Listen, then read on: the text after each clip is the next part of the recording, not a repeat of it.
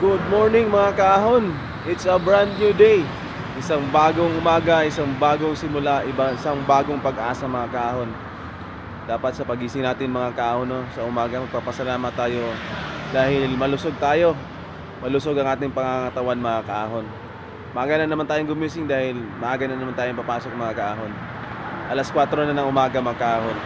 At sa loob nga ng isang bus, siksikan at tayuan kami dahil Lunes ngayon, maraming pasahero.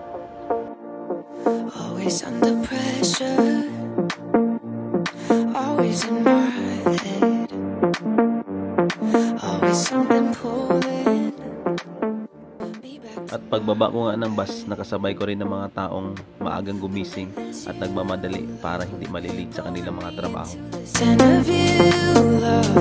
Putting me in orbit like my stars all just woke up and finally aligned. I was stuck in the shadows, but now I'm alive. Never felt like this.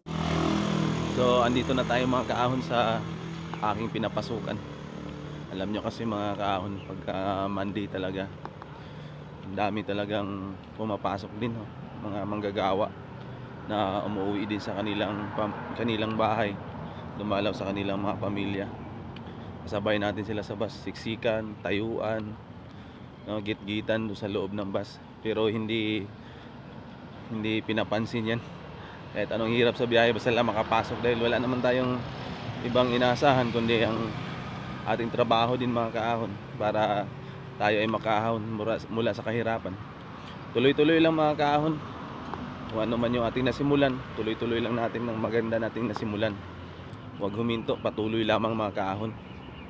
Ito yung daan patungo doon sa trabaho ko mga kaahon. Usually pagka umaga, maraming taong dumadaan dito. Marami kasing pumapasok din dito. Mga construction boys, mga construction worker. Pero ngayong umaga, kakaunti pa lang kasi maaga pa. Mamayang mga alas 7, mga ganyan, alas 7 mahigit, marami na yan. Hindi rin madali no, yung nagko-commute ka sa pagpasok mo. Lalo na pag ganitong umaga, Lunes.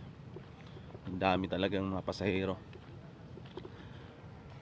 Kaya lang, hindi natin alintana yan. Tuloy-tuloy lamang tayo sa ating pagpasok. Dahil kailangan natin ng kumita sa araw-araw. Kailangan natin ng pera sa araw-araw. Kasi mayroon tayong mga gastusin. Ang masasabi ko lang talaga at ulit-ulitin ko talaga itong mga kaahon. Halos sa lahat ng mga video ko na ang pag-ahon mula sa kahirapan ay hindi yan isang iglap lang, ay hindi yan nangyayari sa isang saglit lamang mga kaahon. It takes times mga kaahon. Kailangan ng mahabang panahon, maraming pasensya at maraming pagtitiis mga kaahon. Unang hakbang lang naman mga kaahon ang napaka-importante.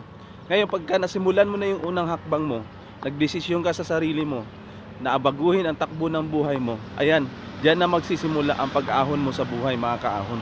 Ito na nga pala tayo mga kaahon, no? Malapit na tayo sa aking pinapasukan. Nandito kami pala sa, malapit talaga kami sa Okada, Manila. Nasa paanan kami ng Okada, Manila mga kaahon. Kadikit namin yung Okada, Manila. Muli mga kaahon, sama-sama, tulong-tulong, yakapin ang pangarap. Ahon mahirap. You know I love to fix my hair, put my lipstick on, show off my favorite tattoo. You know I like to wear my little black dress that always gets that